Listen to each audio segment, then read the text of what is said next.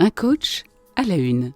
Bonjour à toutes et à tous, je suis ravi de vous retrouver pour un nouvel épisode du podcast Un coach à la une, avec comme invitée Nathalie Lourdel, qui est coach, superviseur, auteure et directrice de l'école Autre Regard qu'elle a fondée. Elle a également été l'invitée d'un épisode précédent, aussi je lui ai proposé d'inaugurer un nouveau format d'interview que vous allez découvrir ici et que je reprendrai partiellement à l'avenir. Aujourd'hui, nous allons parler de son dernier livre intitulé Le coaching, dans la collection 100 questions pour comprendre et agir, chez Afnor Éditions, et bien sûr des formations au coaching qu'elle propose. Bienvenue, je suis David Marion, coach professionnel. Dans ce nouvel épisode d'Un coach à la une, écoutez cette femme engagée qui nous parle de son métier passion et de sa joie à former de futurs coachs. Un coach à la une. Écoutez, un professionnel vous dévoile un élément clé de sa pratique du coaching. Bonjour Nathalie. Bonjour. Alors d'abord, je te remercie d'avoir accepté de te prêter à ce jeu. En fait, nous allons modéliser ce qui deviendra une habitude. Dans chaque épisode, je vais ajouter une pause où l'invité tirera au sort des questions auxquelles il devra répondre. Avant de commencer, je précise que tu ne connais aucune des questions, donc c'est sans filet. Et sur la table, il y a 100 petits papiers. Et sur chacun d'entre eux, il y a un numéro correspondant à une question. Pour chaque question, l'invitation va être de répondre d'abord pour toi, puis de prendre de la hauteur pour réfléchir sur le métier. Est-ce que tu es d'accord pour que nous commencions ? Absolument. Et j'aime cette idée un peu originale, parce que oser se dévoiler sans prévoir à l'avance, je trouve ça intéressant aussi. Parce que pour moi, le coaching, c'est ça. C'est faire dans l'ici maintenant, réagir dans l'instant avec l'émotion du client, avec ce qui se passe. Et donc du coup, go. Eh bien, c'est à toi. Il faut que tu tires un petit papier, que tu me donnes le numéro. 64. Alors, quels réseaux sociaux ont ta préférence lorsqu'il s'agit de développer ta communication et ton marketing ?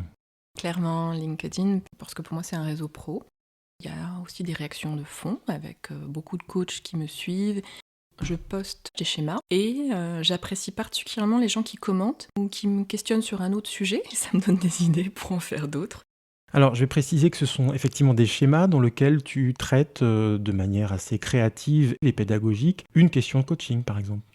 C'est ça. Parfois, c'est aussi juste centré sur une émotion, sur une réaction qu'on peut avoir face à la déception. Par exemple, je pense à ce schéma-là. Et pour moi, c'est mettre en image et en métaphore, parce que ça parle souvent beaucoup plus. On dit qu'une image vaut 1000 mots. Parfois, je pense que les gens ne lisent même pas le texte que je mets avec, mais regardent juste le schéma et ça leur donne aussi comment on sort de la déception, ou qu'est-ce qu'on fait face à la jalousie. Du coup, ça parle plus, je pense, aux gens. Dans une société de l'image, je trouve que c'est intéressant de parler sous forme d'image. Ça, c'était, je dirais, la première partie de tes communications sur LinkedIn. Et depuis quelque temps, tu fais en plus des lives avec un invité, coach ou superviseur, c'est ça ? C'est nouveau. Et d'ailleurs, c'est grâce à quelqu'un qui m'a contacté via LinkedIn, Anthony, que je remercie, qui m'a parlé de ses lives. Ce qui est intéressant, c'est qu'il y a des gens qui se connectent et qui peuvent poser des questions. Je trouve que ça fait un contact plus simple. Moi, je trouve que c'est un média intéressant. Comme dans ce jeu, l'invitation, c'était à la fois de parler de toi en tant que coach et superviseur spécifiquement, mais aussi prendre un peu de hauteur. Donc, est-ce que de par ton expérience, LinkedIn et le réseau social à privilégier lorsqu'on est coach et que l'on souhaite développer son activité ? Alors, je sais que de nombreux coachs que je supervise, par exemple, utilisent Facebook ou utilisent Instagram. Mais j'ai envie de dire à chacun son média. Effectivement, sur Instagram, c'est plutôt imagé aussi. Donc, si on est plutôt dans l'image, peut-être à privilégier ça.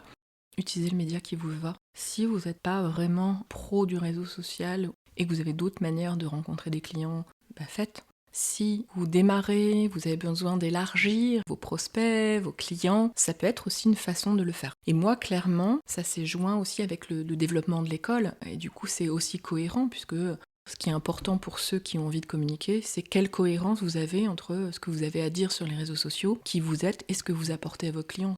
Il y a un élément que je n'ai pas évoqué tout à l'heure, c'est que les schémas que tu diffuses sur LinkedIn notamment, tu les réutilises parfois dans tes livres, et en l'occurrence dans le livre 100 questions pour comprendre et agir sur le coaching, il y a un certain nombre de schémas que tu as déjà diffusés sur LinkedIn préalablement. Absolument. Je trouvais que c'était intéressant de montrer quelques éléments du livre, de partager, peut-être pour donner envie de le lire ou d'aller plus loin, parce que je fais une image avec 10 lignes dans le livre, c'est une question, il y a l'image, et c'est développé sur 2-3 pages, de manière à aller au bout du sujet. Enfin, moi, ce qui me motive finalement, c'est les réactions des gens. C'est ça ma mission à moi, c'est d'aider les gens à avoir un autre regard sur leurs blocages, sur leurs sujets, sur leurs croyances limitantes, et de se questionner pour aller plus loin. Globalement, si on veut savoir le prochain thème de ton livre, est-ce qu'il faut regarder les schémas que tu publies en ce moment sur LinkedIn ? Bien vu. Je suis en train d'écrire un nouveau livre sur les hauts potentiels intellectuels avec Mathieu Lassagne. Tu peux effectivement trouver des nouvelles infographies sur le haut potentiel, sur comment développer son potentiel tout simplement. Ok, je te propose de tirer un nouveau petit papier. 11. As-tu déjà considéré que tu avais raté une de tes séances de coaching et quelle en a été la raison ? Absolument. Une séquence de coaching avec un préfet. C'était la première. Il y a longtemps, Nathalie ? Non, il y a un an. Je rencontre le préfet, c'est très formaliste. La distance, la grande table, il n'y a pas moyen de bouger quoi que ce soit. Ça me fige un peu. C'est un coaching prescrit. En gros, il a une mauvaise évaluation et donc du coup, il veut s'améliorer, mais en même temps, il pense qu'il est bon. Donc, déterminer des objectifs n'a pas été simple et je me sentais pas très en alliance. Il y avait une sorte de vraie distance, alors que moi, ce que je trouve le plus beau et le plus intéressant dans un coaching, c'est de rentrer en alliance avec le client, d'explorer son univers, de parler sa langue, pour l'emmener à explorer des possibilités, des innovations. Et là, on n'était pas en phase. Je suis sortie de là en me disant, je suis pas sûre qu'il ait vraiment envie du coaching, donc c'était pas très agréable, donc j'ai fait une supervision, pour être clair. C'est genre, j'ai besoin d'en parler là, je me sens pas confort avec cette séance, et surtout, comment je fais la séance suivante ? Mais est-ce que c'était pas un reflet systémique de son envie très tiède finalement de faire un coaching que de pas rentrer en alliance avec toi ? Sûrement, et puis je pense que pour lui, le côté protocole, ça fait partie de son univers en fait. Et puis il avait jamais eu de coach. Tu essuies les plâtres avec lui de cette forme d'accompagnement ? Ouais, ça s'est arrangé au fur et à mesure, mais effectivement, parfois, avec certains clients, l'alliance met du temps. Et ça, c'est quelque chose que tu expliques à tes élèves dans ton école ? Il y a des plantages, ça arrive, et c'est peut-être même parfois indispensable pour qu'après, il y ait une prise de conscience. Oui, et moi, je suis très écolo dans les images que j'utilise. Je leur dis tout de suite, quand je me plante, je pousse. Donc on utilise tous les plantages. On filme même certaines séquences de demande de coaching ou de détermination d'objectifs. Pour être bien clair, à l'école, vous proposez aux élèves, avec leur accord, j'imagine, d'être filmés pendant une interaction, un practicum, pour pouvoir après rediffuser et faire des prises de conscience sur ce qui s'est passé ? Absolument. L'utilisation de la vidéo permet d'aller plus loin dans le décortiquage du non-verbal, dans le décortiquage du plantage, parce que t'as beau avoir un débriefing de ton superviseur ou des formateurs qui sont là, la personne peut te dire oui, mais elle était tellement dedans qu'elle n'a pas forcément conscience de tout ce qu'elle a fait ou ce qu'elle a dit pendant la séquence. Tout l'intérêt de la vidéo, c'est qu'il y a ce qui s'est passé, il y a la façon dont tu questionnes, la façon dont tu bouges. Donc c'est hyper intéressant de réanalyser après coup pour progresser. Et je suis pour la pédagogie par l'erreur. Si un coach réussit à apprendre de ses erreurs, c'est comme ça qu'il grandit. Le problème, c'est pas de se planter. Le problème, c'est de se planter et pas avoir cette prise de recul, ce pas de côté, de réaliser que là, t'étais en dehors du cadre de coaching, ou là, t'étais pas dans l'alliance. Et c'est ça le sujet. Pour moi, un coach professionnel, c'est quelqu'un qui connaît le cadre du coaching, qui connaît le process, et qui est capable de se faire un méta à lui-même pour dire est-ce que là j'étais dedans ou est-ce que là j'étais à côté ? Et pourquoi j'étais à côté ? Si j'y arrive toute seule, c'est ok. Si j'y arrive pas, comment je fais une supervision pour comprendre ce qui s'est joué pour moi émotionnellement, ce qui s'est joué à plusieurs niveaux, de manière à m'améliorer sur ma pratique ? Est-ce que c'est un point sur lequel tu insistes auprès de tes élèves, sur la nécessité d'être supervisé tout au long de la formation, mais même au-delà, et dès le début, ne pas attendre de vivre de son activité pour être supervisé ? C'est clairement fondamental. La supervision, c'est te donner cette capacité de recul sur toi-même, sur ta pratique. C'est pas toujours agréable, puisque c'est mettre sur la table les choses sur lesquelles tu te sens pas fier, ou tu peux avoir un peu honte, ou t'es pas raccord. Je suis jeune coach ou je suis coach expérimenté, et quel est mon rapport à mon ego ? Qui fait que j'ose parler de mes difficultés, j'ose les mettre à plat devant quelqu'un en qui j'ai confiance et qui va m'aider à les décortiquer, à comprendre ce qui vient de moi, ce qui vient de l'autre, à comprendre comment je peux faire mieux, à me resécuriser finalement, parce que si t'es en difficulté face à quelqu'un, quand tu fais la séance d'après, c'est pas forcément évident. Le coach a besoin d'un allié dans le développement de sa pratique. Et ton allié, c'est ton superviseur. Il faut évidemment choisir quelqu'un en qui t'aies confiance, quelqu'un qui va t'aider à grandir, quelqu'un qui t'inspire.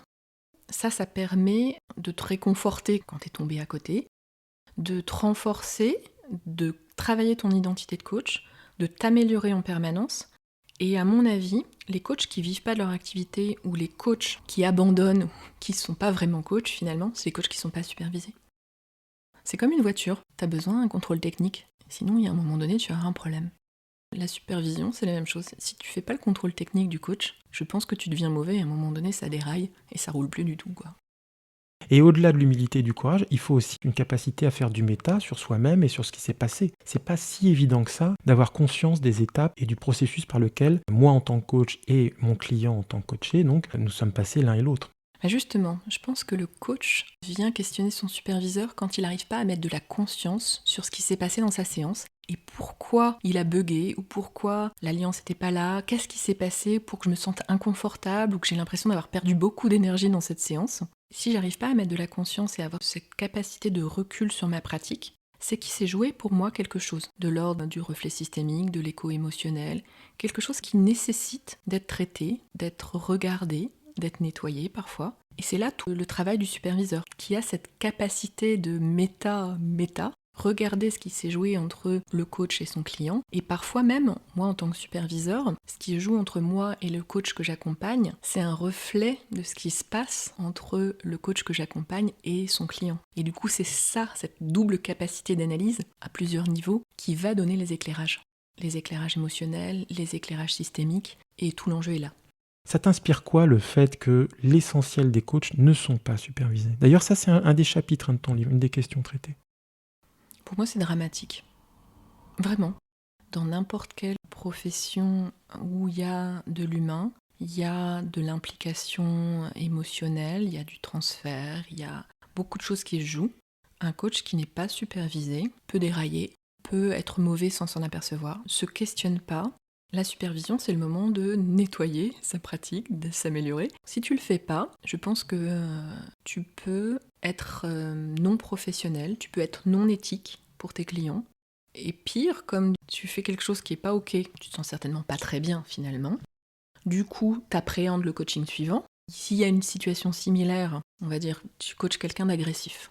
Tu te sens pas à l'aise. Chaque séance, tu y vas avec un peu la boule au ventre ou pas confortable. Du coup, tu peux appréhender la rencontre de tes nouveaux clients en se disant est-ce que je vais avoir le même profil de PDG un peu agressif et comment je vais le gérer. Si tu nettoies pas ça en supervision, c'est comme si tu gardais une pierre dans ton sac à dos et tu continues à travailler et t'accumules des pierres émotionnelles, des pierres relationnelles. Et si tu l'as pas traité, tu peux finir épuisé ou tu peux finir aigri par rapport au métier. Et globalement, tu deviens dangereux pour toi et pour tes clients. Absolument. Si on est coach professionnel, on a un superviseur. Et j'irai même plus loin, on a un superviseur et on a un thérapeute, de manière à pouvoir prendre soin de soi. Et c'est pour moi une condition essentielle pour continuer à être professionnel et continuer à être écologique pour soi-même et pour ses clients. Question suivante. J'ai choisi le numéro 49. S'il y avait zéro limite, quelle qu'elle soit, tu entreprendrais quoi? C'est rigolo cette question parce que effectivement, j'ai pas l'impression que je me mets beaucoup de limites. Et quand j'ai des freins, par exemple, là, j'hésitais à acheter les locaux pour l'école de coaching. Je sentais bien que j'avais 2-3 petites résistances, inquiétudes, parce que prêt, sur longtemps et tout ça, j'appelle un coach. Et donc du coup, moi, en fait, dès que je sens une limite, je vais la questionner, la regarder avec un coach qui m'aide à voir si c'est un point de vigilance et effectivement j'ai raison de ne pas y aller, ou si c'est une croyance limitante, ego. Donc j'ai pas vraiment l'impression d'avoir les limites. Si tu me permets, je vais reformuler la question qui était peut-être pas suffisamment explicite. Si toutes les planètes étaient alignées, est-ce qu'il y a un projet qui est dans les cartons, que tu ressortirais des cartons en disant ça y est, c'est le moment? Est-ce qu'il y a quelque chose de cet ordre-là? Oui, lancer une formation de superviseur.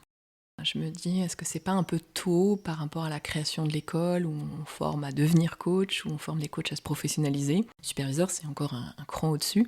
Je me pose la question d'y aller maintenant, d'attendre un peu, donc tu me donnes la baguette, go, j'y vais maintenant.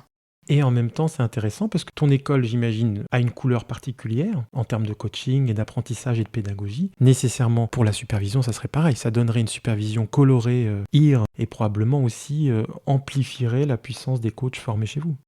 Oui, clairement. C'est intéressant que tu parles de ça. La couleur de IR, c'est le C3, le corps d'abord, le cœur ensuite, et le cerveau pour terminer. C'est-à-dire que toutes nos approches pédagogiques sont d'abord dans la mise en mouvement, avec des exercices, avec des ateliers impliquants. Et ensuite, on prend un temps de feedback, de débriefing émotionnel. Qu'est-ce qui s'est joué dans le collectif? Qu'est-ce qui s'est joué pour moi? Qu'est-ce que j'ai ressenti quand on m'a mis dans un exercice inconnu où j'ai dû impliquer un mouvement du corps ou me déplacer dans l'espace? Et ensuite, cognitif. Qu'est-ce que ça t'apprend en tant que coach dans la dynamique qui s'est jouée dans le collectif? Et donc du coup, comment tu vas l'utiliser en tant que coach? Clairement, je pense que la couleur et la pédagogie intégrative, puisque je me suis formée à pas mal d'écoles de coaching, dans ce but-là, de regarder tout ce qui se fait en gestalt, en coaching, en hypnose aussi, de manière à avoir une approche un peu différente. C'est amusant pour quelqu'un qui est HPI de commencer une approche pédagogique par le corps, puis ensuite par les émotions, pour finir par le cognitif. Donc finir par la zone de confort et commencer par la zone d'apprentissage. Tu me diras, pour une école, c'est plutôt logique. Ouais, et je pense que c'est très adapté aux gens qui pensent beaucoup, et qui sont beaucoup dans le cerveau, dans comprendre, dans analyse. Comme il démarre avec le corps, le truc n'est pas prévu. Il n'y a pas les consignes, l'exercice, on suit un outil, on applique une méthode, c'est l'inverse. Donc ça surprend. Et je pense que ça plaît beaucoup aux gens qui aiment les pédagogies pour apprendre différemment et qui vont du coup porter un autre regard sur leur pratique et sur la manière d'accompagner les clients. Et là, en mettant directement le focus sur le corps, pour des gens qui sont dans la tête, ça va être transformant. Clairement. Confrontant aussi peut-être. C'est très confrontant. Finalement, ce qui est essentiel, c'est de se transformer. Tu peux pas prétendre être coach avec juste un outil, avec des livres ou des formations. Si tu appliques juste une méthode, pour moi, t'es pas coach. Mais un coach, c'est quelqu'un qui accompagne une transformation profonde de l'identité pour aller plus vers soi. Et donc, toutes les formations IR provoquent un changement pour aller plus vers toi, pour comprendre qui tu es, qui tu as envie de devenir, si tu es coach ou si tu es manager. Qu'est-ce que tu as envie de changer dans ta pratique pour être plus en accord avec tes valeurs, pour être plus congruent. Ok Nathalie, je te propose de tirer un nouveau numéro. 42. Si tu avais une baguette magique, que referais-tu différemment qui relève de ta responsabilité dans ton parcours? Je pense que je me formerais à l'hypnose beaucoup plus tôt. J'ai vraiment découvert un autre monde, l'inconscient. J'ai fait des études scientifiques, des trucs un peu carrés. J'étais dans un monde que je pensais rationnel. Et je me suis aperçue qu'en fait, c'était pas ça la vie, quoi. Mais j'ai mis du temps. Donc, m'apercevoir que si l'humain change pas, souvent c'est lié à des mécanismes inconscients. Pour mon développement personnel, l'hypnose m'a beaucoup aidée à visualiser, à dépasser des freins, des peurs. Je me dis que si j'avais démarré l'hypnose, j'aurais pu ouvrir mes ailes plus tôt et j'aurais pu accompagner mieux mes clients en ayant déjà cette formation à l'hypnose. Et est-ce que tu utilises l'hypnose, ou en tout cas les visualisations sur les formations RIR? Absolument. Ce que j'ai particulièrement aimé pendant ma formation à l'hypnose ericksonienne, c'est les séquences en fin où on révisait de façon hypnotique tout ce qu'on avait appris. J'ai trouvé ça tellement génial, tellement puissant que je me suis dit, c'est évident que pour les coachs, je vais faire ça. Donc pour la plupart des modules, même celui créativité, parmi les méthodes que j'utilise, pour faire la visualisation hypnotique d'intégration inconsciente des apprentissages, il y a une technique que je trouve intéressante, c'est le fameux tableau blanc. Donc je propose à chacun de fermer les yeux, de rentrer dans son monde intérieur, de respirer avec tout ce qu'il a appris, de s'inspirer de tout ce qui vient de se passer pendant les 3 jours de formation, et d'imaginer un tableau blanc dans lequel il peut inscrire les mots-clés, les découvertes, il peut écrire, dessiner son chemin de futur. Chacun va remplir son tableau blanc un peu comme il veut. Et ce qui est intéressant avec le tableau blanc, c'est que le tableau est infini. Tu peux continuer à l'avancer et à regarder ce que tu vas faire avec les outils de coaching que tu viens de voir, avec l'apprentissage sur les postures que tu as fait, et du coup continuer ton chemin et continuer à imaginer tes progressions à venir. De ce que j'entends, Nathalie, tu l'as dit un petit peu déjà tout à l'heure, les formations que tu proposes constituent un peu la synthèse de toutes les formations que tu as suivies au cours de ta carrière. On peut dire ça comme ça? Oui, c'est très bien vu de ta part. Je pense que je suis une boulimique d'apprentissage. Donc j'ai lu tous les livres qui existaient sur le coaching que j'ai trouvés. Je me suis formée dans plein d'écoles différentes pour justement voir un peu les spécificités, les modèles, les théories, pour faire une forme de synthèse de tout ce que j'ai préféré, tout ce qui m'a le plus aidé à grandir, à avancer, tout ce qui me paraît le plus pertinent. Et une fois que j'ai eu fait ça, j'ai pu prendre le recul nécessaire et structurer les modules pour donner le meilleur du meilleur et avec une approche intégrative. Donc, si je résume, tes formations ont la spécificité d'être une synthèse de plein de formations que tu as toi-même ou tes associés suivies. Est-ce à dire que tes élèves sont principalement HPI, c'est-à-dire attirés par cette vision un peu kaléidoscopique de ce qu'est le coaching aujourd'hui? Je dirais que les élèves IR sont des personnes qui ont compris qu'ils avaient envie de développer leur potentiel, qui veulent un coaching intégratif, c'est-à-dire pas mono-chapelle, mais vraiment multiculturel, et qui ont envie d'une diversité de palettes pour créer leur propre tableau, pour créer leur propre couleur de coach. Je veux surtout pas des élèves qui soient uniformisés en appliquant bien la méthode X ou Y. Je veux que chacun crée son identité de coach pendant tout le parcours, ou pour des coachs déjà coach professionnels, qu'ils affinent leur identité de coach. Est-ce qu'il y a une surreprésentativité des HPI au sein des élèves ? Je pense qu'effectivement, toutes les personnes au potentiel, les atypiques, les gens qui ne se reconnaissent pas dans des trucs très cadrés, très normalisés, très traditionnels. Les rebelles ? Je pense que les rebelles m'ont repéré et souvent les gens qui me contactent ou que je coach, que je supervise ou qui s'inscrivent à l'école, c'est des gens qui ont envie d'une liberté dans leur devenir et qu'ils pressentent que effectivement c'est important pour moi de leur laisser leur liberté créative pour devenir l'accompagnant qu'ils ont envie de devenir. J'avoue que dans certaines écoles, j'ai souffert de devoir rentrer dans des cadres, d'appliquer des méthodes, et si je faisais un peu différemment de ce qui est expliqué, on me tapait sur les doigts. Je trouve ça assez désagréable parfois. Donc du coup, moi, ce que je veux, c'est l'inverse. C'est te laisser libre et t'expliquer quand je te mets un cadre, que c'est un cadre pédagogique pour apprendre. Mais à l'intérieur du cadre, tu peux jouer. Vas-y, mets les couleurs que tu veux. Avant de tirer la prochaine question, je te propose de faire un intermède musical. Écoutons ton choix maintenant. Souvent je me demande comment tourne la terre. J'ai besoin d'espace, je sais pas comment faire. Il faut que je me casse, il faut que je prenne l'air. J'ai trop d'angoisse, je voudrais les faire taire. J'ai pas d'attache, pas de rêve, et je fais tout à l'enfer. Chez moi c'est marche ou crève, et je regarde jamais derrière. J'ai pas demandé à venir au monde, et toutes mes émotions se confondent. J'écris des textes un peu bidons, calés sur le bip du micro-ondes. Et j'ai la dalle, ouais, je prends tout ce qu'on me donne, un peu bestial, ouais. Je les collectionne, je m'en bats les couilles de ton avis. Pas là pour faire ami-ami, moi je veux mon carré VIP et la villa à Miami. J'ai peur de tout, de nous, mais de moi surtout. Et dans mon corps y'a tout qui brûle, du mal à sortir de ma bulle. Les mêmes scènes en boucle dans ma tête, pour ça qu'on sort, qu'on fait la fête. Je suis dans un putain de cercle vicieux, je vis comme s'il y avait pas d'enjeu. Mais je suis fatiguée, je me couche tard, je me lève tard. Ouais, je vis en décalé, et je me sens bien nulle part. Il s'agit de Terrien, un des extraits du premier album de la jeune artiste française Emma Peters, intitulé Dimanche, sorti en mars 2022, donc tout récemment. Pourquoi ce choix, Nathalie ? J'aime beaucoup son phrasé, j'aime beaucoup aussi cette idée, je me demande comment tourne la Terre, je l'entends comme je me demande comment tourne ma Terre, et je trouve que la conscience de soi, savoir comment je tourne à l'intérieur, ou qu'est-ce qui tourne par rond chez moi, je me sens décalée, il y a plusieurs phrases clés qu'elle évoque, le sens de mon existence, qui me parlent beaucoup par rapport au coaching, puisque on accompagne aussi beaucoup de personnes qui se questionnent sur eux-mêmes. C'est une belle métaphore par rapport aux thématiques ou aux problématiques que nous posent nos clients. J'ai pas mal de clients qui se sentent un peu décalés dans leur entreprise ou dans leur fonction et qui aimeraient que ça tourne plus rond. C'est à la fois une fusion subtile entre du rap, de la bossa et de la chanson française. Est-ce que ce style qui s'affranchit de tous les styles classiques ne te ressemble pas un peu ? Complètement, tu as bien vu. J'aime cette capacité à mixer, à créer, à s'inspirer et à aller au-delà. Alors l'un des thèmes de cette chanson, c'est aussi la condition humaine, les questionnements de tout être humain. Je paraphrase la chanson. Comment tu fais taire toi-même tes propres angoisses, Nathalie ? J'aime pas cette idée de les faire taire. Je pense que quand tu accueilles pas tes peurs et tes angoisses, elles reviennent d'une manière ou d'une autre. J'aime bien aussi cette phrase qui dit « Tant que t'as pas compris le message, l'univers te le renvoie ». J'ai des clients qui effectivement sont tombés plusieurs fois, et ça m'arrive aussi. Quand je vois le truc qui revient, je fais « Ah, là, doit y avoir un truc que j'ai pas écouté ». Et du coup, moi, clairement, j'ai un thérapeute depuis 10 ans, et je continue à travailler sur mes angoisses. Et je pense que c'est de les accueillir qui est important.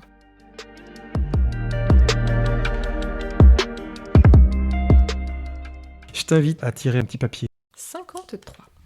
Il y a un accent particulier que tu mets sur la métacommunication. Comment tu transmets ? Parce que je pense que dans la formation au coaching, un élément clé, mais un élément aussi difficile à appréhender, c'est la métacommunication, c'est-à-dire aussi la capacité à faire du feedback, etc. Donc comment tu mets le pied à l'étrier au futur coach que tu formes, Nathalie ?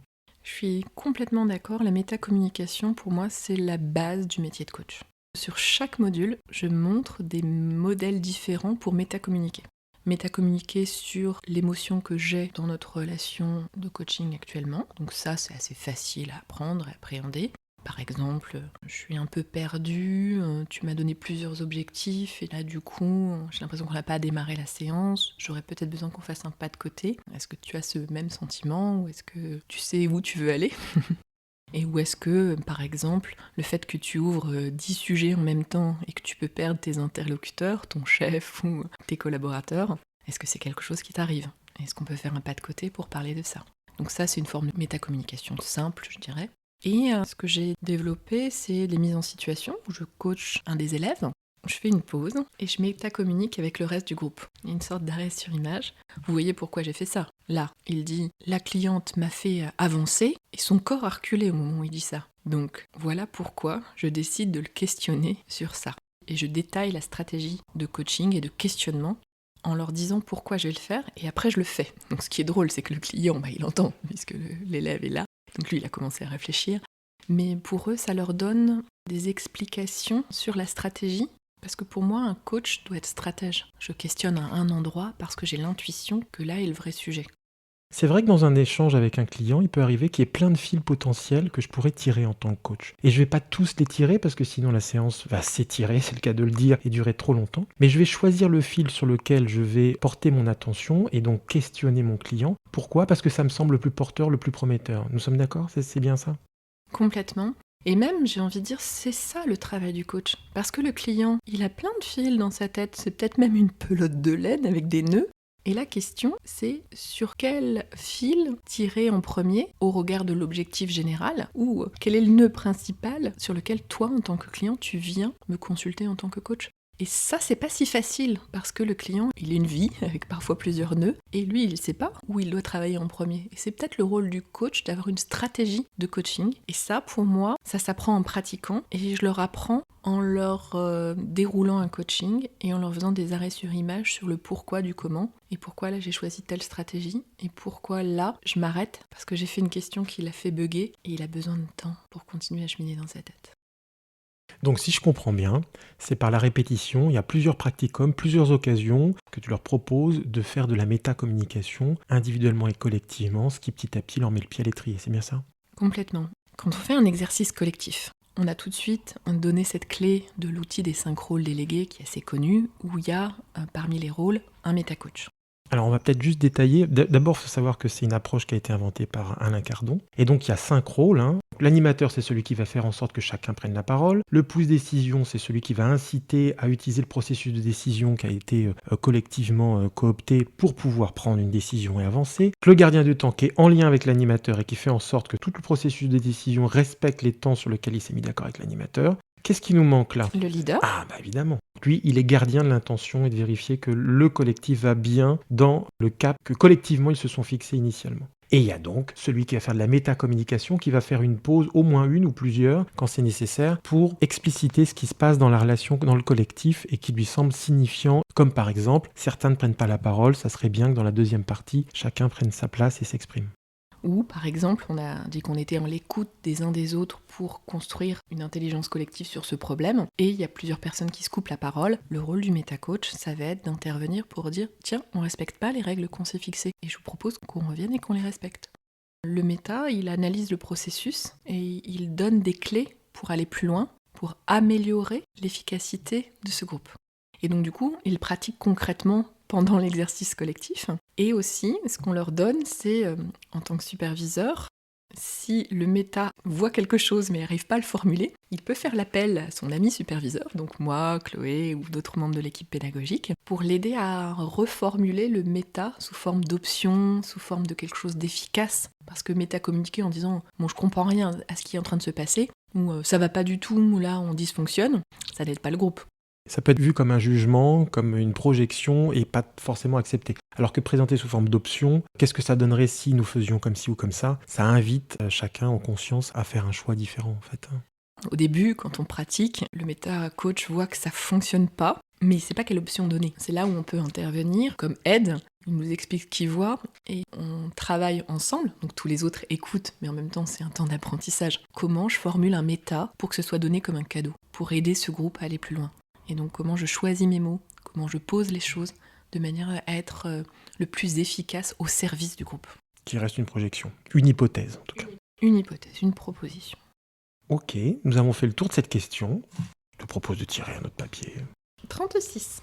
Ear, un mot en anglais qui signifie oreille, notamment. Est-ce à dire que l'essentiel du travail du coach est d'écouter? Oui, écouter et écouter encore. Il y a l'écoute des mots, évidemment, l'écoute des non-dits, l'écoute du corps. Pour moi, l'écoute doit se faire à plusieurs niveaux. D'écouter le système de valeurs, le système de croyances de son client pour pouvoir aussi le respecter dans ses convictions et l'aider à avancer avec ou de remettre en question celles qui le limitent ou qui l'empêchent d'avancer aujourd'hui, tout en respectant qui il est. L'écoute, c'est le cœur du métier. Et si t'as pas cette qualité d'écoute, tu peux pas devenir coach pour moi. Mais si t'as envie, si t'as cette curiosité, cette appétence à découvrir l'autre, à cheminer un bout de chemin complètement inconnu et à considérer que chaque nouveau coaching va être un voyage en terre inconnue, c'est un métier pour toi. Alors d'ailleurs, dans ton livre, il y a un schéma que tu as fait avec un très beau cœur, avec l'écoute de l'explicite, de ce que dit le client, l'écoute de l'implicite, l'écoute du cadre de référence et l'écoute des écosystémiques de mémoire, qui sont les 4 niveaux d'écoute que tu as modélisés dans ce schéma. D'où l'intérêt d'ailleurs des schémas, parce qu'à la fois il y a le texte qui rend toute la substantifique moelle de ce qu'ils font comprendre sur le plan théorique, et puis il y a finalement le résumé en images qui est mémotechnique et qui permet d'aller à l'essentiel. Et je pense que l'écoute des écosystémiques, c'est un point clé que j'essaie de faire découvrir au coach. C'est quelle émotion, qu'est-ce qui se passe dans la relation à l'autre. Donc d'où le vide intérieur au départ. Ce qu'on appelle en Gestalt l'époqué. Absolument. Et après, dans cette relation, est-ce que je me sens joyeux? Est-ce que je me sens sur la défensive? Qu'est-ce qui se joue pour moi? La rencontre avec cet autre être humain, comment ça m'impacte? Et comment j'utilise ça? Comment je fais un petit méta avec moi-même pour avoir conscience des émotions qui sont en train de se jouer et pouvoir les utiliser stratégiquement au service de l'autre. Soit lui renvoyer en miroir, tiens, c'est marrant, là j'ai une accélération cardiaque, j'ai un petit stress. Est-ce que la situation dont tu me parles, c'est quelque chose qui te met en stress, cette réunion que tu es en train d'évoquer avec moi? Et du coup, en quoi ça parle de la situation? Est-ce que tu es un petit peu en stress de démarrer ce coaching? Du coup, ça va être intéressant de ressentir physiquement ce qui se passe pour moi, faire une hypothèse, puisque ça reste que des hypothèses, et de voir si ça touche le client. Parce que j'ai beaucoup de clients qui sont à des hauts postes de fonctionnaires ou à des chefs d'entreprise, des personnes qui sont en poste de direction, qui sont très centrées sur le rationnel, l'analytique, les chiffres, les décisions. Le cognitif, mais ça c'est lié aussi à leur formation malheureusement. Et oui, et c'est même lié au système d'éducation. Français. C'est pas partout pareil, mais en France, oui. On est en phase. Le système d'éducation en France conduit à valoriser l'apprentissage, la mémorisation, le cognitif, et développe pas les autres aspects, ce qui fait qu'on a des êtres humains très centrés sur la tête et qui pensent même que c'est ça qu'il faut valoriser professionnellement, en se coupant complètement des émotions, du corps et du coup des intuitions. Et c'est dommageable. Une partie du travail du coach, pour moi, ça va peut-être être de reconnecter le client à ses émotions, à ses intuitions et à son corps. Comment il se positionne aussi quand il parle à ses collaborateurs. Ça joue beaucoup sur la confiance que tu inspires ou pas. Donc c'est aussi tout un travail sur le positionnement de leadership ou sur comment j'embarque les autres, comment je suis à l'écoute des autres. Et l'intuition, c'est aussi le chemin vers la créativité, évidemment. Clairement. Pour moi, l'intuition, c'est laisser des connexions inconscientes et du coup laisser des fenêtres d'opportunités. Tu sais pas d'où ça vient, tu peux pas le rationaliser, tu peux pas l'expliquer, mais t'as l'image qui arrive. C'est un peu comme ça que j'ai fait ce livre. C'est-à-dire que je réfléchis aux écosystémiques et je fais un dessin. Il apparaît comme ça. Je visualise la culpabilité et je vois un gros poids lourd qui arrive et je le mets sur le dos du petit personnage que j'ai dessiné. Et je me dis, bah oui, mes clients qui me parlent de leur culpabilité, j'ai l'impression qu'ils sont pliés en deux. Donc je le dessine comme ça parce que c'est comme ça que je vois le client qui me parlait de ça. Alors Nathalie, écoutons à présent une synthèse d'une interview que j'ai faite il y a quelques jours. Un coach à la une. Aïssatou Ouattara, bonjour. Bonjour. Est-ce que tu peux te présenter en quelques mots? Bien sûr. Je suis directrice et fondatrice d'un cabinet nommé ICE Consulting, spécialisé dans l'externalisation des ressources humaines. Donc, un cabinet qui est présent au Gabon, au Sénégal et en France. Qu'est-ce qui t'a conduit à te former au coaching? Jusqu'à aujourd'hui, je faisais appel à des prestataires extérieurs pour toutes les demandes de mes clients en coaching. Et c'est vrai qu'on m'a souvent demandé si je coachais moi-même. À cette question, je répondais toujours à la négative. Et la question suivante a toujours été « Pourquoi vous ne coachez pas ?» Au fond de moi, j'avais la réponse, que je n'osais bien évidemment pas exprimer. C'était le manque de temps. Jusqu'au jour où j'ai eu un accident de ski qui m'a contraint à une immobilisation totale. Et du jour au lendemain, j'avais du temps pour une introspection. Et voilà comment j'ai décidé de me faire coacher. Et j'ai eu la chance de me faire coacher par un coach exceptionnel qui non seulement m'a accompagnée lorsque j'avais le sentiment d'avoir perdu mon chemin, mais il a surtout suscité en moi l'envie d'aider à mon tour les personnes qui se trouvaient dans la même situation que moi. C'est assez classique de d'abord goûter à l'accompagnement avant de vouloir soi-même accompagner. Exactement. D'une certaine manière, merci à l'accident. Et alors, pourquoi avoir choisi spécifiquement l'école IR? Au détour d'une conversation avec mon coach, il m'a parlé de Nathalie Lourdel et j'ai décidé de la contacter et ce fut un véritable coup de foudre professionnel. Elle dégageait une énergie qui me faisait écho et surtout j'avais le sentiment qu'elle comprenait les raisons qui m'ont conduit à vouloir me former au coaching et c'est donc avec beaucoup d'enthousiasme que je me suis inscrite à la première promotion de l'école.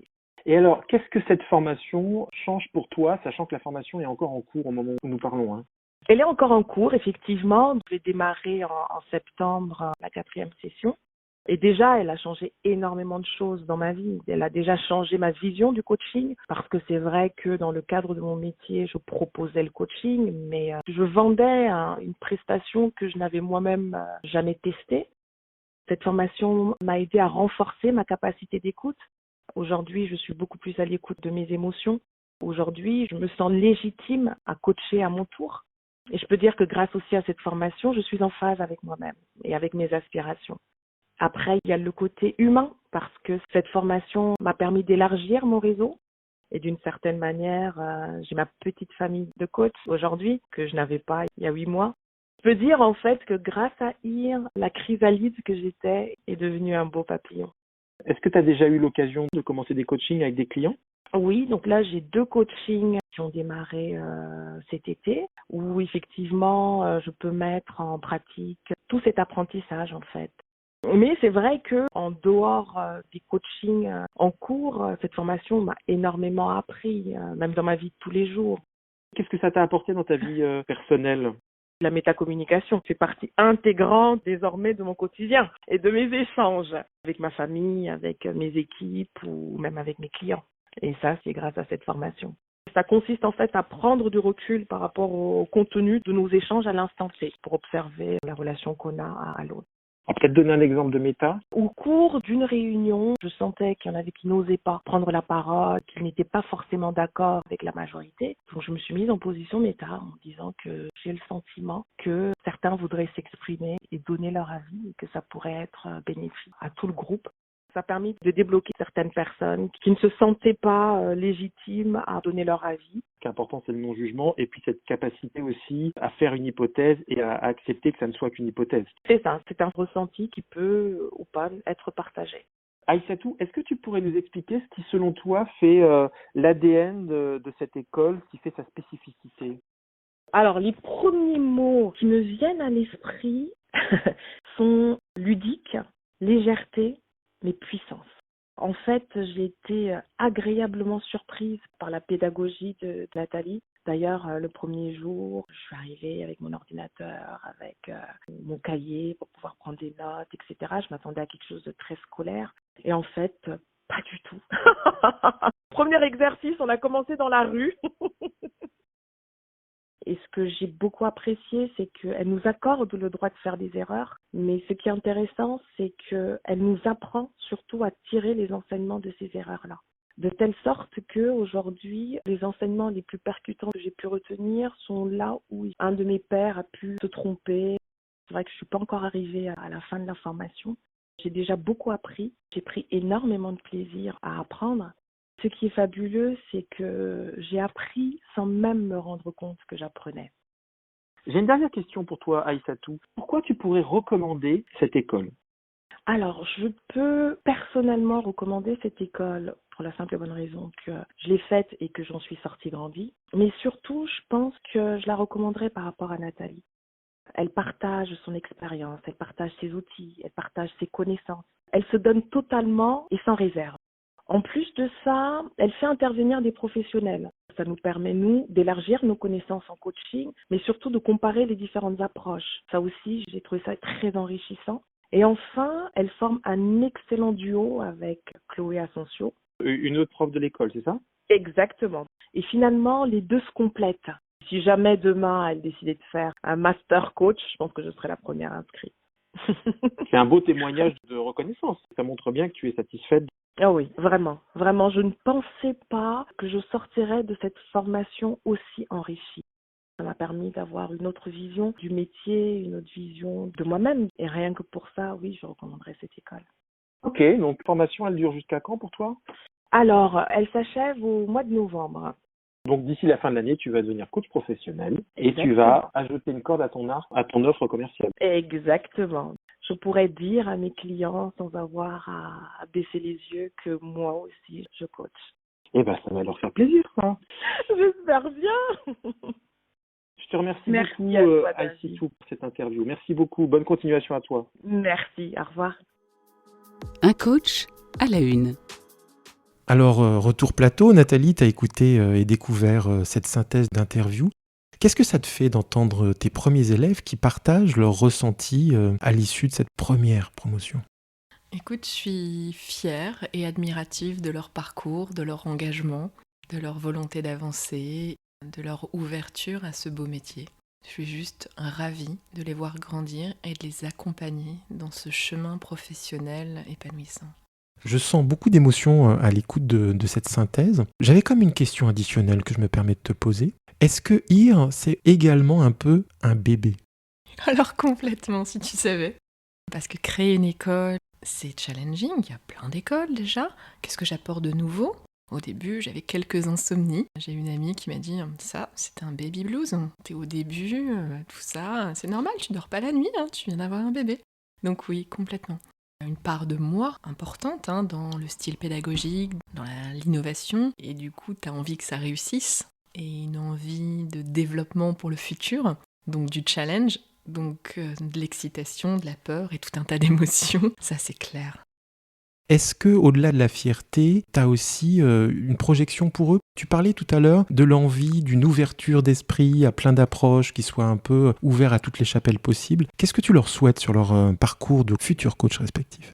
De continuer à se former, à s'ouvrir à d'autres thématiques. Et je leur souhaite d'expérimenter d'autres formes de supervision, parce qu'à mon avis, tu ne grandis pas de la même manière en fonction du style de ton superviseur. Et je trouve que c'est intéressant d'essayer d'autres styles qui vont t'amener ailleurs ou te faire grandir autrement. Donc je leur souhaite de s'épanouir dans ce métier, de continuer à évoluer. Et puis, j'ai envie de garder les liens, les voir évoluer, qu'ils me racontent leurs pratiques, qu'ils aient réussi leur propre parcours, développer et déployer leur identité propre. Réussir leur métamorphose vers un ADN et aligné avec qui ils sont. Oui, c'est qu'ils explorent leur unicité, qu'ils aillent au cœur de qui ils sont, et du coup, ils accompagneront d'autres styles de clients qui auront besoin de leur spécificité. Je vois de la fierté dans tes yeux quand tu parles de voir grandir des élèves de ta première promo. En tout cas, ça pétille. Oui, c'est vrai, j'ai une affection particulière, c'est la première promo. Moi, je suis sûre qu'ils vont devenir des coachs avec une identité particulière et avec des vraies valeurs dans faire grandir l'autre aussi. Ok Nathalie, je te propose de tirer un nouveau petit papier. 86. Alors quels sont les prérequis pour devenir un bon coach et les qualités à développer pour entretenir une bonne pratique du coaching selon toi? Les qualités pour devenir coach, c'est déjà d'avoir une appétence pour l'humain, pour accompagner les transformations, pour être dans l'écoute bienveillante évidemment, et cette envie d'être juste à côté et regarder l'autre se transformer, juste en apportant la petite question, le petit soutien qui va bien. Je pense que parmi les compétences, il y a avoir traversé soi-même des transformations, avoir avancé sur son chemin de développement personnel, avoir traversé des difficultés et pouvoir quelque part comprendre ce que c'est un cheminement de transformation. Et du coup, ça donne une forme de légitimité aussi à accompagner d'autres à se transformer. Et on sait qu'on ne tire pas sur les feuilles de la carotte pour qu'elles poussent plus vite. On sait que parfois, il faut juste être à côté et attendre. Et les qualités à développer au cours de la formation ou après, selon toi? Pour moi, c'est les qualités de patience. Je l'ai dit au module dernier, aux élèves de la première promo, laissez du silence. Accueillez ce qui se passe ici et maintenant. Parfois, c'est dans le silence que la transformation se fait. Parce que parfois, Quand on est coach, on veut que l'autre avance. On a envie que le coaching soit efficace, que le client ait déjà atteint son objectif, et du coup on va aller plus vite ou poser plusieurs questions. Ce qui ne permet pas au client de cheminer à son rythme. Il y a le coach qui est trop pressé. Une des qualités du coach, c'est sa capacité à ajuster son rythme à l'autre. Et aussi à laisser le silence créateur. Petite question additionnelle, est-ce que tu fais un entretien téléphonique ou de visu avec les élèves qui veulent s'inscrire pour vérifier justement les prérequis dont tu parlais? Ah, clairement. Il y a un entretien préalable. Ça fait partie d'ailleurs du processus qualité Calliope. Donc j'invite les personnes qui souhaitent s'inscrire à l'école à me contacter en visio ou au téléphone. On a un entretien sur leur motivation, sur leurs objectifs professionnels, sur leur parcours aussi, en tant qu'accompagnant, en tant que manager, en tant que RH. Du coup, quel est le module le plus approprié au regard de ton chemin de vie et de ton envie de grandir ? Est-ce que c'est arrivé d'avoir un doute sur une candidature ou carrément de refuser quelqu'un? Oui, j'ai eu plusieurs personnes au téléphone qui sortaient d'une difficulté professionnelle, qui venaient d'être licenciées, et qui étaient encore, j'ai envie de dire, dans l'émotion de la rupture conventionnelle ou dans le burn-out ou quelque chose comme ça. J'ai été assez directe en disant que c'est une formation qui va bousculer, qui va aussi transformer. C'est savoir que tu vas atterrir dans un nouveau port, dans une nouvelle aventure, dans une nouvelle vie. Donc il faut avoir l'énergie, la force pour aller à l'aventure. Tu peux tirer un petit papier. Un petit côté joyeux, moi j'adore me dire que ça va être quoi le prochain numéro. Ça me rappelle un peu le loto. C'est ça, c'est un peu bingo loto. 22 ! Quelle est ta plus grande zone de progrès professionnel? De quoi vous parlez avec ton ou ta superviseuse? Là actuellement, j'ai plusieurs collectifs où il y a des tensions relationnelles très fortes. Du harcèlement moral, des comportements où il y a de la perversion, où il y a de l'attaque. C'est quelque chose d'assez difficile en tant que coach parce que tu ressors, t'es épuisé, tu te demandes même si t'as été efficace, en quoi tu peux être utile vu la souffrance manifeste des membres du groupe. Rappelons que le coach, un de ses boulots, c'est quand même de maintenir le cadre. Donc ça demande de l'énergie quand le cadre est chahuté, de l'incarner. C'est pas simple, en effet. Dans ce genre de contexte où justement il n'y a pas eu suffisamment de cadre, du coup chacun tire à boulet rouge sur l'autre. Et même, c'est des contextes où tu peux avoir quelqu'un qui critique la démarche de coaching et puis qu'après, il te dit l'inverse. Oui, mais enfin, on aurait quand même besoin d'accompagnement et notre direction nous propose rien. Alors que là, tu es en train d'en faire un, mais ils l'ont critiqué en début. Donc ils te disent quelque chose, ils te disent l'inverse quelques minutes après, ce qui fait qu'à la fin, c'est une sorte de brouillard intellectuel, émotionnel. Et tu dis comment tenir le cap dans un contexte aussi attaquant de la structure, de l'accompagnement, de la direction. Et c'est parfois difficile de tenir le cap. Le métier de coach, c'est pas toujours simple. J'en parle beaucoup en supervision. Mes questions, c'est est-ce que ce que j'ai fait est utile et pertinent au regard des personnes qui sont là en souffrance émotionnelle, mais en même temps qui font partie de ce collectif? Comment on fait avancer un collectif où il y a des gens qui ne se parlent plus à l'intérieur même du groupe, où il y a des gens qui ont porté plainte contre un autre membre du groupe? Et comment tu maintiens un groupe avec ce niveau-là de tension relationnelle? Mais c'est intéressant que tu partages ça parce que ça souligne aussi que la supervision est un espace privilégié où le coach peut parler de ses doutes, de ses questionnements et qui sont tout à fait légitimes et difficiles à partager ailleurs qu'en supervision parce que le superviseur peut te faire un feedback neutre puisqu'il n'est pas partie prenante dans cet accompagnement.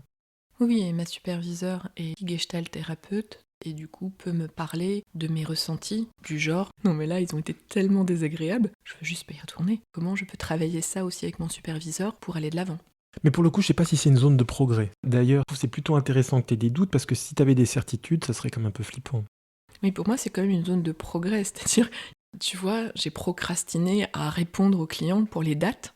Ça parlait aussi de ma non-envie d'aller travailler dans ce contexte-là, parce que j'ai des contextes plutôt l'innovation créative, l'intelligence collective, où franchement, j'ai grand plaisir à retrouver mes clients. Et là, comme j'avais pas de plaisir à aller accompagner ce niveau de difficulté, j'avais vraiment besoin d'en parler avec ma superviseure pour savoir où je vais. Est-ce que j'y retourne? Et comment je continue? C'est quoi l'étape 2? Là, en l'occurrence, la zone de progrès potentiel, ça serait d'accueillir la difficulté et ce contexte particulièrement confrontant en poursuivant l'accompagnement de ce collectif, malgré la tension qu'il génère, c'est ça? Et malgré l'absence de sérénité, voir que finalement, ça les a fait avancer et que c'est ça aussi le coaching, c'est d'accompagner des difficultés. Forcément, il y a des moments où c'est pas agréable, que ça fait des échos émotionnels et que tu ressors peut-être un peu fatigué et comment tu prends soin de toi dans ce cas-là. Mais c'est bien que tu le partages parce que c'est pas évident pour un coach qui va débuter de percevoir que même après des années d'expérience, de pratique, avoir des doutes, c'est normal. Et même, c'est le cœur de la pratique. Pour moi, il y a une sorte de méta-analyse avec moi-même. Émotionnellement, comment je suis après ce coaching ? Corporellement, comment je suis ? Intellectuellement, est-ce que j'ai des questions qui me tournent dans la tête ? Comment je vais ? Et s'il y a quelque chose qui va pas et que j'arrive pas à débriefer avec moi-même, j'en parle à mon superviseur pour avancer et pour progresser aussi même dans la stratégie d'accompagnement de mon client. Un petit numéro ? 7. Créer une école de coaching, Nathalie, c'est pour transmettre une passion ou pour maximiser les profits ? Effectivement, on peut se poser la question, puisqu'il y a beaucoup d'écoles qui fleurissent. C'est lucratif. C'est lucratif si tu fais des grosses promos, si tu fais des formations en ligne où tout le monde paye mais finalement t'as pas d'intervenant. C'est pas du tout le choix que j'ai fait. La première promo, il y a que 7 personnes et je ferai toujours des petites promos parce que je veux faire du sur-mesure. Donc je l'ai pas pensé en termes lucratifs. Ça peut l'être, mais c'est pas mon objectif. Moi je reste coach avant tout. Donc on s'est mis d'accord avec l'équipe pédagogique. Les revenus qu'on génère en étant formateur à l'école IR, c'est une petite pourcentage de notre chiffre d'affaires. On reste coach avant tout. Parce que du coup, partager notre pratique et progresser dans notre pratique, ça suppose avoir des clients. Donc pour l'instant, si je suis honnête, j'ai aucune vision si ça va être lucratif ou pas. Et c'est pas la question que je me suis posée. Puisque la question principale pour moi, c'est qu'est-ce que j'ai envie de transmettre et comment j'ai envie de le transmettre. Et je me suis ennuyée follement dans plein de formations de coaching. Et comment j'aurais aimé être formée ? Comment je peux accélérer l'apprentissage des coachs, parce que moi j'ai mis des années et des années à en arriver où je suis aujourd'hui, à avoir cette diversité dans mes accompagnements, cette finesse dans les approches. Comment je vais aider des coachs à être plus fins, plus efficients, plus élégants dans leur style d'accompagnement ? C'est ça que je me suis posé comme question. Alors, si tu me permets, je vais poser une autre question confrontante au cas où tu ne la tires pas, parce que celle-ci, je la trouve importante et intéressante. Avec environ 10% des coachs seulement qui vivent réellement de leur activité, est-ce bien raisonnable de créer une école aujourd'hui ? Tu as raison. Il y a peu de coachs qui vivent aujourd'hui du coaching. Souvent, ils ont un autre métier. Ou je pense qu'il y a même beaucoup de coachs qui se forment et qui ne deviennent pas du tout coach. Notamment parce que dans leur école, on leur a pas appris les bases, trouver des clients, de faire du marketing. Et nous, on a clairement décidé de mettre ça dans les modules de base, même de faire un module à part pour ceux qui l'ont pas eu dans leur école, développer votre business de coach. Et je leur ai dit le premier jour, il y a 10% des coachs qui vivent du coaching. Moi, mon objectif, c'est de vous aider à être directement dans ces 10%. Eh bien, je t'invite à tirer un autre numéro. C'est la 8. Alors, entre préparation et improvisation, où se situe le plus ta pratique du coaching ? Impro. Je fais vraiment partie des coachs qui ne préparent pas beaucoup. C'est une question hyper intéressante. Parce que tu vois, dans l'école, je me suis dit, c'est bien beau. Moi, j'improvise tout. Comment je vais leur transmettre ? Ouais, vas-y, vous improvisez, ça va bien se passer. Là, je dois aller dans le curseur inverse. Comment je prépare mes séquences pédagogiques pour qu'elles soient le plus apprenantes possible. Et comment je leur laisse quand même leur part d'improvisation pour qu'ils osent improviser.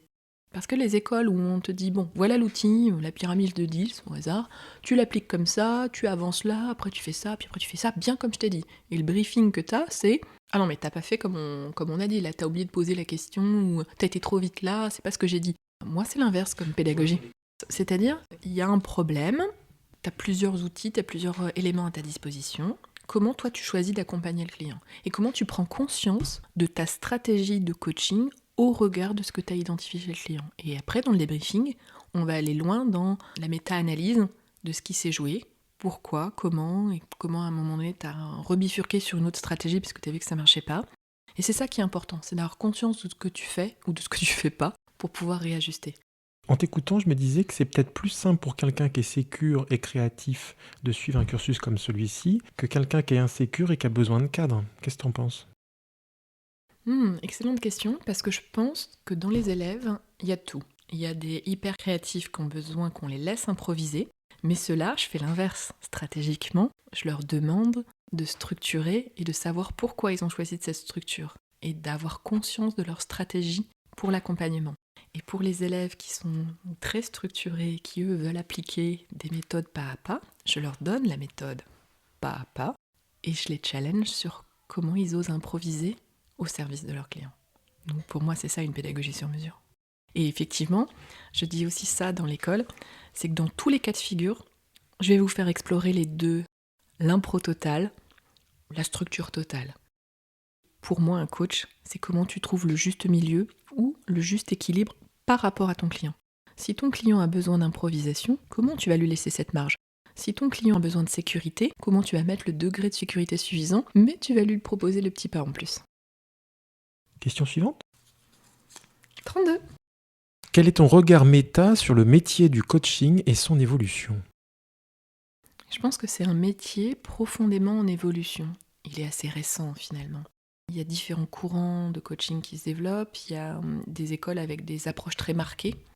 Et je pense qu'il n'est pas encore stabilisé, je pense qu'il est encore à créer. Et c'est peut-être pour ça aussi que j'ai envie de m'investir dans créer un courant de coaching plus intégratif, plus innovant. Je pense qu'il va continuer d'évoluer. Un nouveau numéro. Et le numéro est, tadam, 41. Quand écriras-tu un livre dans lequel tu parleras vraiment de toi et de ta pratique ? Parce que pour moi, dans le premier livre sur réussir sa transition écologique, tu parlais d'un thème fort qui te tient à cœur. Dans ce livre-là, tu parles en fait du coaching professionnel, de sa perception, de son évolution, de comment le choisir, de comment le réussir. Mais j'ai eu le sentiment, en tant que lecteur, que quelque part tu te cachais derrière des sujets, mais tu ne parlais peu de toi finalement. Alors, je dirais, je suis d'accord en partie. Je parle peu de moi, parce que je trouve que c'est pas forcément intéressant pour les lecteurs. Et en même temps, j'ai envie de te dire, tous les exemples, et il y en a quand même de nombreux, c'est des cas réels de clients que j'ai coachés. Donc je donne de ma pratique, de ma vision de l'accompagnement. Il y a peu de livres où les gens te donnent le problème et la stratégie de coaching. Donc pour moi, je parle de moi. Indirectement. Exactement.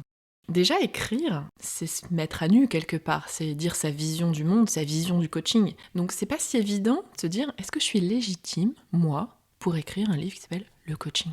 Je pense que je me suis mouillée en l'écrivant et que je suis pas allée dans le détail de mes ressentis en tant que coach, si c'est ça que tu veux dire. Et je pense que ça, je le ferai quand j'aurai plus d'expérience, peut-être, ou quand je me sentirai encore plus légitime. Mais c'est prévu. Et d'ailleurs, pour tout te dire, je prends des notes de mes ressentis de certaines séances en me disant, tiens, un jour je l'écrirai. Question suivante. 18. Est-ce que le manager coach est un concept inventé pour vendre plus de formations ou une réalité terrain aussi sérieuse que viable ? Alors, je t'explique pourquoi je pose cette question. Moi, je n'y crois pas au manager coach parce que pour moi, c'est compliqué d'être à la fois manager et coach pour plein de raisons. Et en même temps, j'ai le sentiment que c'est apparu il y a quelques années maintenant parce que c'était un bon moyen de vendre des formations à des entreprises. J'aborde ça dans le livre, clairement. Je pense qu'un manager peut acquérir des éléments du coaching, de la posture coach qui vise à questionner pour faire avancer, à faire un pas de recul, à être en capacité de faire de la métacommunication. Donc ça, c'est des outils, des postures, des compréhensions pour faire grandir son équipe, par exemple. Donc je suis d'accord sur le fait que manager-coach n'est pas une expression adaptée puisqu'il reste manager. Il améliore ses compétences à travers les outils du coaching. Notamment relationnel, potentiellement. Voilà. Ou faire du méta, mais c'est pas si simple. Voilà, mais il n'aura jamais la puissance d'un coach qui a un autre regard extérieur. Donc ça ne sera pas la même chose. Par contre, ce que je crois sincèrement, c'est qu'aujourd'hui, il y a beaucoup de managers qui n'ont même pas été formés au management, qui n'ont pas forcément les bases, et qui auraient peut-être besoin de faire un pas de recul sur l'analyse de leur pratique pour s'améliorer, et que certaines des formations qui s'appellent manager coach peuvent leur donner des clés pour faire évoluer leur pratique, et c'est déjà ça. Ok Nathalie, tu as tiré un certain nombre de numéros, il y avait plein d'autres questions possibles, et je te propose de laisser pour les prochains invités les questions que tu n'auras pas tirées. Alors à présent, écoutons la chanson que tu as choisie pour terminer cet épisode, et nous nous retrouvons juste après. J'ai marché, j'ai couru, je suis tombée, j'ai perdu, j'ai tracé mon chemin. Dans le brouillard des matins, j'ai porté sur mon dos ma vie comme un fardeau qu'on cache trop souvent, qui nous brûle au-dedans. J'ai chialé dans les rues, j'étais brisée et déçue, qu'on me lâche la main et qu'on ne me laisse rien, que quelques rides sur le cœur et les miettes du bonheur que les pigeons emportent. Quand je suis presque morte, pourtant j'ai gravé sur ma peau à l'encre de mes mots. Il s'agit de la chanson Il suffit d'y croire, titre éponyme de l'album sorti en mars 2018 de la chanteuse française Oshi. Pourquoi ce choix, Nathalie ? Il suffit d'y croire. Je pense que c'est même ça, l'essence du coaching. Et je pense qu'une partie du métier du coach, c'est d'accompagner son client à croire qu'une révolution est possible. Alors la chanteuse Oshi nous raconte dans cette chanson les obstacles qu'elle a rencontrés tout au long de sa carrière, mais aussi les déceptions et les déconvenues qu'elle a traversées. En quoi cela pourrait parler de toi ? Comme tout le monde, j'ai eu mes tempêtes, mes déceptions, ce qui m'aide à me relever. J'ai l'espoir de faire mieux, d'aller plus loin, de trouver une nouvelle route. Et c'est ça qui me donne l'énergie d'avancer. Tes deux choix musicaux portent sur de jeunes artistes dont le point commun pourrait être la liberté et l'iconoclasme. Par ailleurs, c'est comme si la première chanson incarnait une difficulté et la seconde une voie d'apaisement. Qu'est-ce que cette perception t'inspire ? Je suis d'accord. J'aime écouter les jeunes artistes et surtout leur originalité. Pour moi, toutes les deux, elles ont un univers.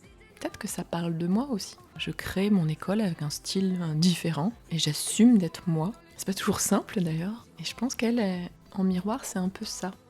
Après quasiment 3 heures d'entretien, tu ressens quoi, Nathalie ? Écoute, je me sens très bien. Et je trouve ça assez ludique de découvrir la question. Et pour moi, c'est aussi une belle métaphore. Un coach doit être préparé à l'imprévu. Encore une fois, merci d'avoir accepté de participer à ce podcast sous une forme un peu créative. Je rappelle les titres de tes livres. Un livre qu'on n'a pas évoqué aujourd'hui, mais qui était dans le premier podcast. Réussir sa transition écologique, se réinventer pour passer à l'action chez Afnor Éditions. Et cette fois-ci, tu revenais pour 100 questions pour comprendre et agir avec le thème principal sur le coaching, avec d'ailleurs une préface de Vincent Lénart. Merci infiniment pour avoir participé à ce podcast et à très bientôt. Merci à toi. Et les étoiles dans le ciel, il suffit d'y croire. Un coach à la une. Merci de votre écoute. Retrouvez le podcast Un coach à la une sur toutes les plateformes d'écoute et les applications dédiées au podcast. Si l'épisode vous a plu, s'il vous plaît, notez-le favorablement sur la plateforme d'écoute ou l'application que vous utilisez. Cela contribue à développer la notoriété de nos productions. Par ailleurs, vous pouvez liker, commenter ou repartager nos épisodes sur les différents réseaux sociaux où nous sommes présents. Vos questions, réactions ou suggestions sont bienvenues sur notre adresse électronique lemediadescoach@gmail.com. Enfin, si le coaching professionnel vous intéresse, abonnez-vous à nos 2 podcasts mensuels, Un coach à la une, l'entretien pédagogique, et Parcours de coach, l'entretien analytique. À très bientôt pour un nouvel épisode. Un coach à la une, une série créée par David Marion et produite par le Média des Coachs.